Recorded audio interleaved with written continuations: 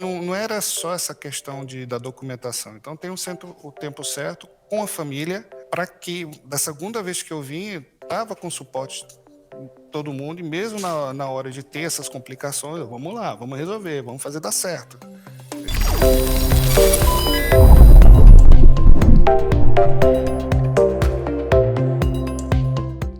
Fala galera, hoje a gente vai conversar aqui com um amigo meu, grande amigo, Ivan Tavares. Ele é um DBA aqui pela CGI no Canadá. Não, mas se apresenta aí, cara. Quem é você? Vamos trocar uma ideia. Como é que você tá? Tranquilo. Então, como o Demetrio falou, meu nome é Ivan Tavares. Nasci no Rio de Janeiro numa época em que o estado ainda se chamava Guanabara, então faz um tempinho. Mas assim, toda a minha formação acabou sendo em Pernambuco. Meus pais são de lá e foi onde eu fiz faculdade, os primeiros empregos, etc. A sua certidão de nascimento tá escrito Guanabara.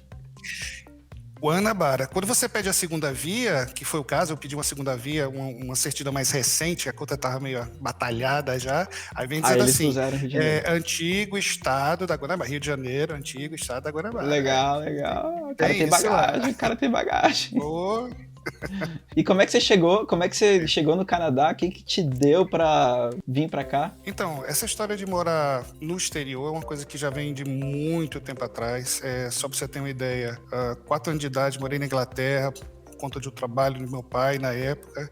E isso ficou, né? Isso ficou guardado, assim, oportunidades que você eventualmente vai aparecendo. Um colega ou outro foi fazer um mestrado fora, que de repente em 2000, nessa época 2000, 2001, foi a primeira vez que eu realmente ouvi falar do processo pelo Canadá, pelo Quebec, e a partir daí foi que a coisa começou a tomar um rumo um pouquinho mais sério, né? De pesquisar, de ver qual era a possibilidade, quais critérios, e foi assim, eu comecei por mais ou menos nisso, 2000, 2001, pouco depois de ter casado, e aí fui convencendo a esposa sobre, lógico, falando, né, os benefícios que a gente poderia ter numa mudança dessa. Teve uma primeira tentativa, né?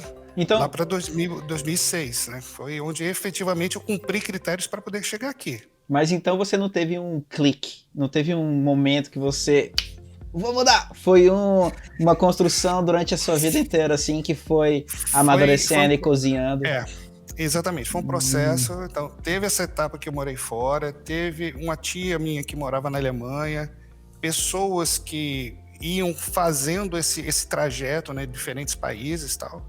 Mas assim, foi exatamente por essa época, 2000, 2001, que um colega de trabalho, ele veio para o Canadá, não veio para o Quebec, mas veio para o Canadá, e aí eu disse, opa, peraí, tem uma possibilidade, tem um caminho que pode ser trilhado, desde que você consiga cumprir critérios, que comecei a pesquisar, que critérios são esses, e aí a coisa foi amadurecendo, a gente foi planejando, comecei a estudar francês nessa época, minha esposa também começou a estudar francês, então assim, a coisa foi devagar, não foi só no vou amanhã. Então lá em 2001, seu colega foi e você já estava assim, amadurecendo e tal. E aí, quando você viu a lista de critérios da imigração canadense e você fez uma auto-reflexão, naquele momento, como é que você se sentiu? Naquela hora, eu opa, pode ser. Pode ser. Dá para acontecer, né? Ou seja, não é nada impossível, né? Porque antes era aquela coisa, uma vontade, mas eu não visualizava nada concreto de o que é que eu consigo fazer para sair do outro lado, para efetivamente conseguir Qual é migrar. a trilha, lógico, né? Qual o caminho?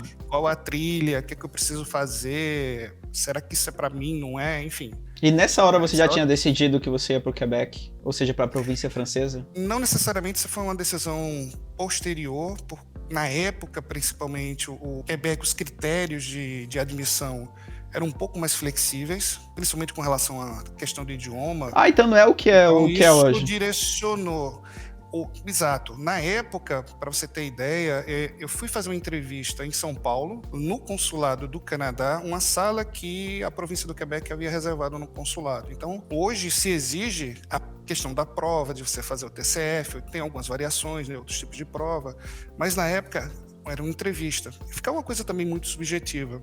Você fazia ele direto com a agente imigratório. Exatamente. Então, eu e Izzy, nós viajamos para São Paulo para ter essa entrevista. A maior parte da entrevista comigo foi em francês, algumas perguntas em inglês.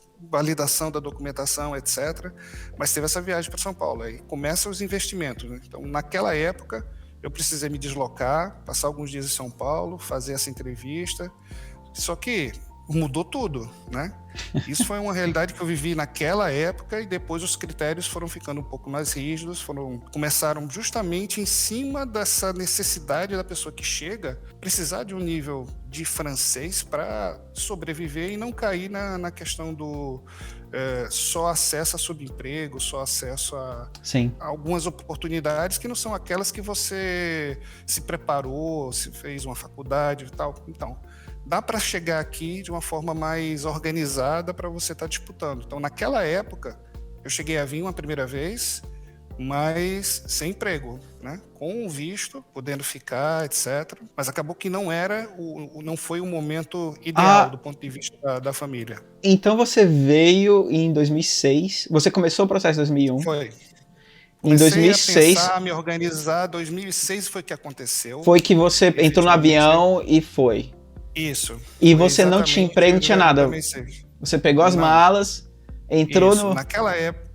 Naquela época eu vim com a carteirinha de residente permanente já, porque a minha idade pontuava, né, o máximo possível, a minha formação acadêmica, o meu trabalho, né, trabalhar com tecnologia. Então isso tudo naquela época favoreceu e eu tinha a pontuação necessária para receber o residente permanente, mesmo fazendo a abertura do processo a partir do Brasil. Você já saiu do Brasil residente permanente do Canadá?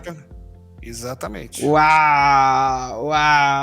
Mas ainda dá para fazer isso ainda hoje? Porque já fazem 15 anos. Só que, exatamente, os critérios para mim já não são os mais interessantes. A questão da idade pesa muito. Eu conseguiria compensar, por exemplo, se eu tivesse um mestrado, um doutorado, isso meio que compensaria a questão da idade. Fato, as pessoas, e mesmo o Canadá, ao planejar um processo de imigração, ele pensa a longo prazo.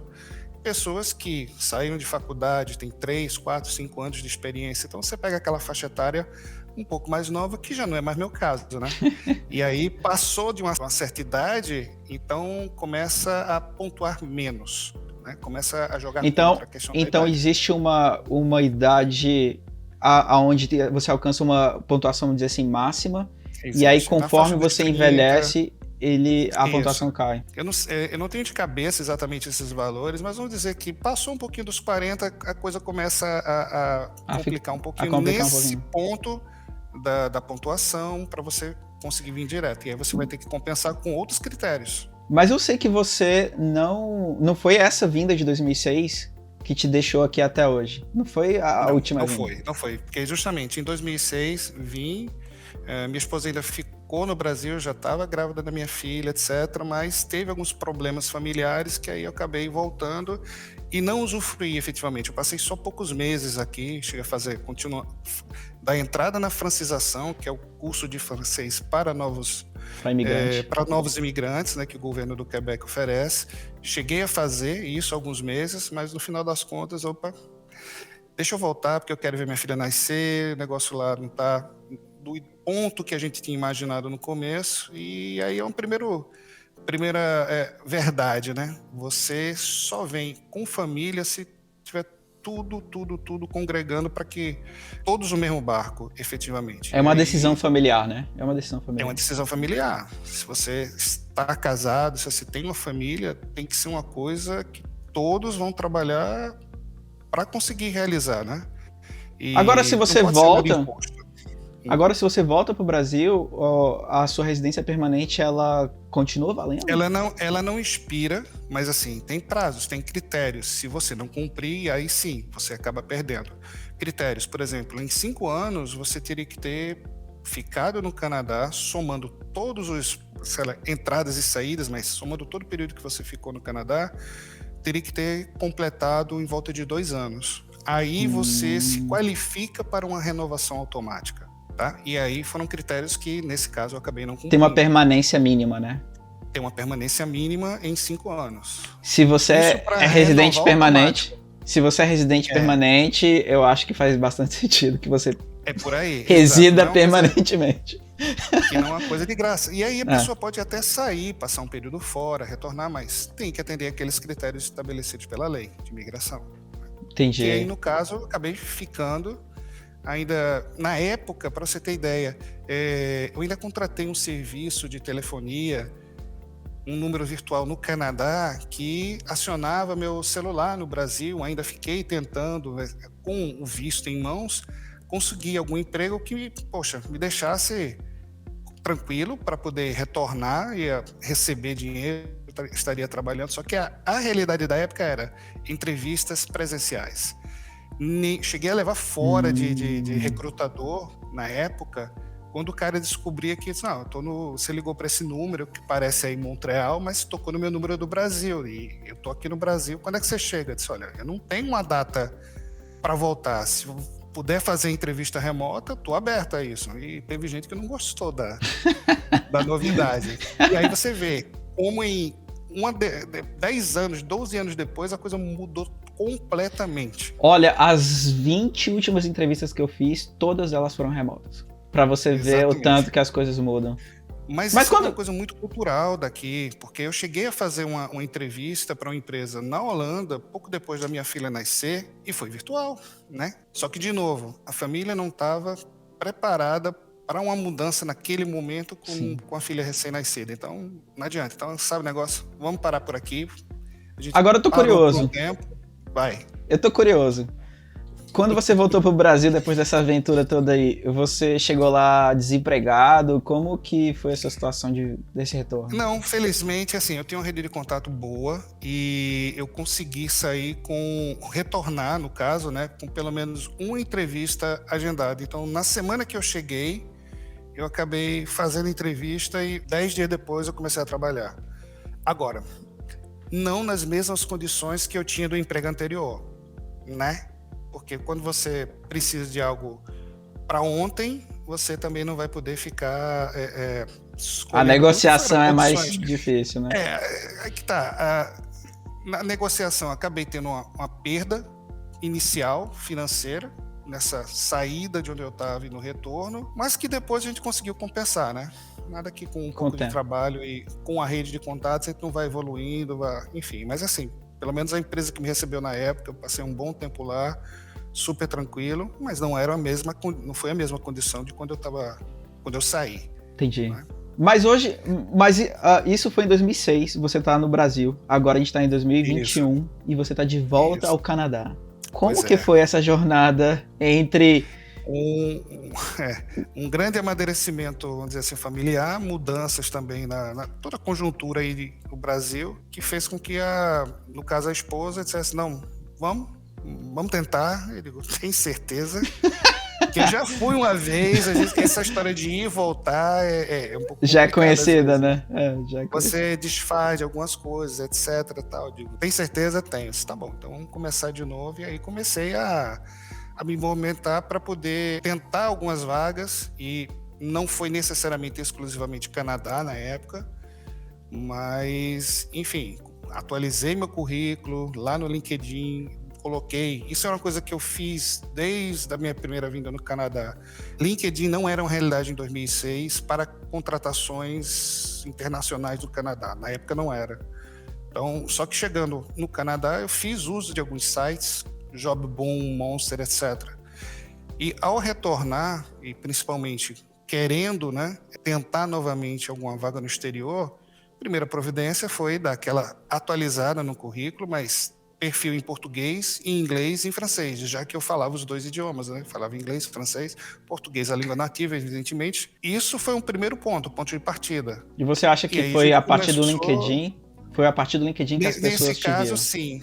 Nesse caso, sim. Então, da primeira vez que eu vim, foi o processo de residência permanente, né? Direto, então cheguei sem emprego. Mas dessa segunda vez, 100% o LinkedIn ajudou bastante. O pessoal descobriu, não sei a partir de que ano, mas hoje é uma ferramenta que é bastante usada aqui no Canadá. Pelo menos a empresa onde eu trabalho, a CGI, tem utilizado bastante para conseguir descobrir algumas pessoas. Meu diretor já comentou comigo, gosto do pessoal do Brasil, eles acabam tendo uma facilidade de assimilar o francês. A gente sabe que é difícil, né? Mas por um lado, a gente tem, como é que se diz? É uma língua de origem latina, é diferente para quem vem da China, é diferente para quem vem da Índia. É lógico que eles vão ter um pouco mais de dificuldade. Mas, enfim, hoje é uma ferramenta bastante utilizada e continua o processo. A CGI falou, uma das reuniões que a gente teve há pouco tempo, estão com 800 vagas para a grande região de Montreal e Quebec. E grandes projetos que estão aparecendo aí, parte dessas vagas, eles pretendem suprir buscando pessoas. Aí foi quando o meu diretor perguntou, e aí, rede de contato? Lógico que a gente sabe que no Brasil é uma realidade, as pessoas acabam estudando inglês, muito mais do que francês. Sim. Mas assim, existe uma certa abertura, se a pessoa realmente tiver um nível muito bom de inglês, tentem, não deixe de tentar, desde que se comprometam a aprender o francês, é um caminho. Olha, eu vou deixar o link aqui na descrição do vídeo, vou colocar um card também lá em cima, para você poder acessar essa entrevista. Eu entrevistei o Bruno Cabral, e a gente conta as nossas piores experiências no Canadá, muitas delas relacionadas com o francês. Eu trabalhei na CGI e eu fui contratado sem falar nada de francês. Zero. Eu não sabia nem os pronomes. Então, assim, a gente aprende, a gente desenrola. Dá-se um jeito, mas assim, a gente passa por alguns perrengues. Pronto, eu falei, comecei a estudar francês, né, 2000 e pouco. Cheguei a fazer 3 anos e depois 12 anos sentei, acabou, né? Falei mais nada de francês. Vai degradando, né? Vai dando uma perdida. Vai degradando, é lógico. E quando você chega no local, tem mais o seguinte, estudei Recife, Aliança Francesa, tal, aí todo direcionado para França, estamos no Quebec. O francês aqui tem diferenças em relação a muito do que é falado na França. A mesma coisa de comparar português que se fala no Brasil e Portugal. Então, quando você desembarca, você tem aquele impacto porque eu já estava enferrujado e também não estava acostumado com sotaque, etc. Só um detalhe, eu não estou em Montreal, eu não estou na Vila de Quebec, estou em Saguenay, que é uma cidade 200 quilômetros ao norte da Vila de Quebec. Então, estou no interior, countryside em inglês, né? O pessoal de Montreal já tira uma onda, às vezes com sotaque, mas no interior. Tem diferenças, normal. No Brasil, a mesma coisa, né? E aí, você vê, primeiro dia, cara, eu bloqueei minha senha 2 vezes. Eu recebi um computador com teclado padrão Estados Unidos e um outro teclado para poder trabalhar, ficar mais à vontade, para não ficar usando o notebook, padrão francês. Cara, me enrolei. Você não está acostumado com teclado em francês, então você vai naquele velho Ctrl Alt Del. Cadê o Del? Não tem Del. E é legal. Não tem Del, é suprimir, não é? Você não vai... Tá entendendo? E aí, caractere especial, mete um caractere especial. O local que a tecla eu fui para a sala do meu diretor no primeiro dia 2 vezes. As primeiras reuniões são difíceis, assim, de você conseguir acompanhar 100%. Não tem como. Porque quando eles começam a falar... Livre, na velocidade normal. Nova, mas assim, na hora que eles estão falando entre si, na velocidade padrão, é complicado. Tô ligado. É complicado. E assim, na minha equipe tem pessoas do Quebec, originários do Quebec, mas também já trabalhei com marroquino, argelino, que pra gente que tá vindo, né, chegando todo mundo junto, vindo pro Quebec, não são sotaques difíceis de você assimilar, porque a velocidade de falar é outra, a entonação Ele fala mais muda. Lento, né? Acaba falando um pouco mais lento. De novo, a não ser quando estão falando entre si diretamente, né? Que aí já é uma velocidade mais acostumada, mas, bicho, com tudo isso, uma coisa legal, o pessoal me recebeu super bem, assim, teve paciência comigo.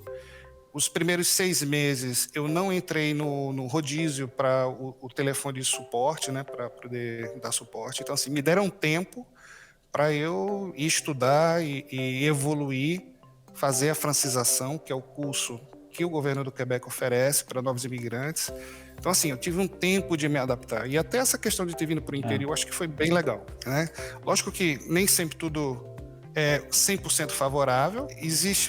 Teve um outro perrengue, por exemplo, o fato de eu ter vindo a primeira vez em 2006, naquela época como residente permanente, eu tirei o o documento que é o equivalente ao nosso CPF, que em francês é o NAIS. E quando eu vim da segunda vez, isso me deu uma certa dor de cabeça, porque da mesma forma que no Brasil dificilmente uma pessoa vai ter 2 CPFs, Certo.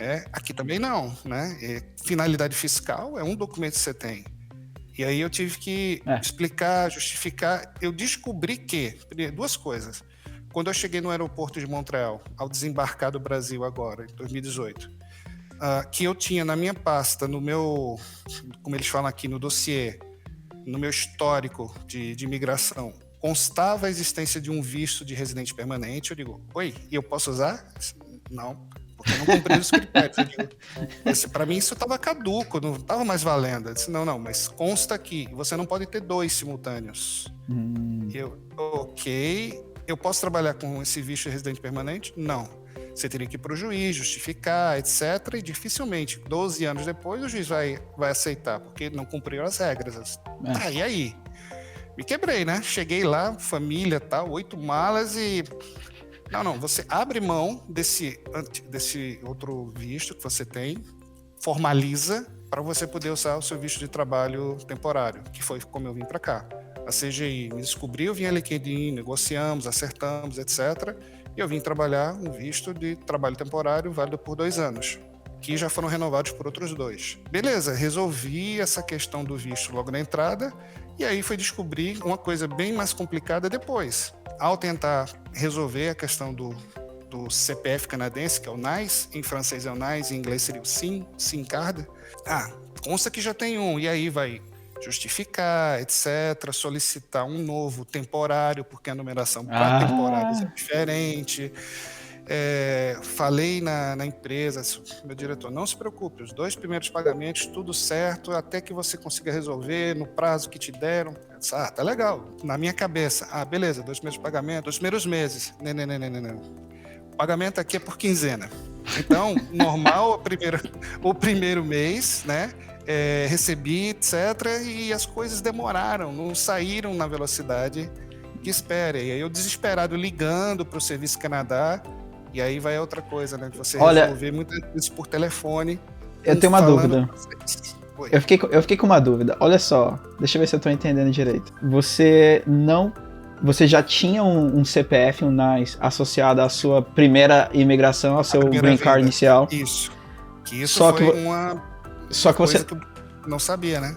Você teria que ter dado baixa e não deu. Teria que ter dado baixa, exatamente. E aí, na reentrada, eu até, se eu não me engano, se eu me lembro bem, o temporário começa com 9. Todos os temporários começam com 9. Exatamente. E então, o anterior não começava era com na 9, sequência natural, né? Então, na sequência natural. Só que para você receber o seu pagamento, se eu tô entendendo direito, obrigatório você ter. Como no Brasil, você fazer uma transferência bancária de uma conta para outra, você informa o CPF do destino. Isso. E aí, na hora de informar o CPF de destino, não tinha CPF. Não tinha. Exatamente. A empresa te deu 2 pagamentos para resolver, sendo que 2 pagamentos quinzenas. São 2 quinzenas. Ou seja, você tinha que resolver o problema do seu CPF canadense em 30 dias. Foi resolvido em um pouco menos de 3 meses e eu passei 1 mês sem receber. Eu fui receber depois, né? Uma vez resolvido, né? Ficou travado lá. Várias vezes pro Serviço Canadá, né? E aí vai até uma dica. Até para você, às vezes, explicar seu nome, o pessoal não está acostumado aqui, o endereço, enfim. Soletrar, né? Soletrar, exatamente a parte de soletrar. Eu usei uma coisa, se você pesquisar na internet, você vai... e que eu acho que todo mundo já ouviu pelo menos uma vez. Código alfabético da OTAN, código fonético da OTAN. Significa o quê? Quando letra B, bravo, A, alfa. Eu apelei. Gama. Uau! Eu apelei. Que nem piloto, né? Piloto de avião. Exatamente. Então, assim, até para isso, porque muitas coisas você vai ter que resolver no telefone, você não tá vendo a pessoa. E assim, foram coisas que fica nervoso aconteceram, ali também, né? Nervoso, evidentemente. No começo aconteceu, infelizmente, foram superados, né? Felizmente também, senão não estaria aqui depois de quase 3 anos, né? Já caminhando para isso. E aí deu certo, mas o começo acaba tendo aqueles momentos de tensão, né? De frio assim na barriga, para dizer, opa, você diria, eu vou conseguir resolver ou não? Você diria que teria sido, sim, hipoteticamente falando, teria sido melhor que tivesse dado certo da primeira vez? Está sendo melhor da segunda vez? Ou simplesmente tem um momento certo para que as coisas aconteçam? Como é que Tem um você... momento certo, porque não era só essa questão da documentação. Então tem o tempo certo com a família, para que da segunda vez que eu vim, estava com suporte de todo mundo, e mesmo na hora de ter essas complicações, vamos lá, vamos resolver, vamos fazer dar certo. Entendeu? Então, tem um momento correto. Evidentemente que ninguém quer vir e ter nenhum tipo de problema, absolutamente nenhum, mas não é assim. A vida real não é bem essa. Né? Então, você tem que estar aberto, preparado para enfrentar, às vezes, algumas dificuldades e ter paciência para conseguir superá-las. Infelizmente, todas elas foram superadas. Que legal. E aquela história que a gente ouve falar muito de que existe, assim, a idade certa, a idade apropriada. Você acha que... Qual é a sua opinião?